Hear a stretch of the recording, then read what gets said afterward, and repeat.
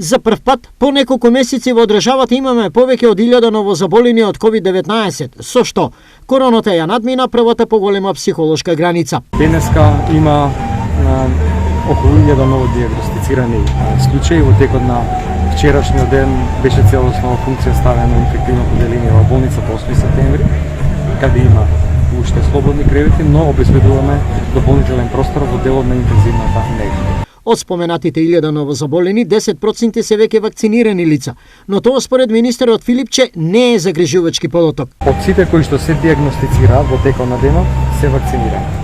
Исто така 10% од пациентите кои што се во болница, хоспитализирани, се вакцинирани. Меѓутоа тоа што охрабрува дека од вкупната бројка на вакцинирани граѓани во текот на вчерашниот ден таа достигна 600.000, многу малку се диагностицирани.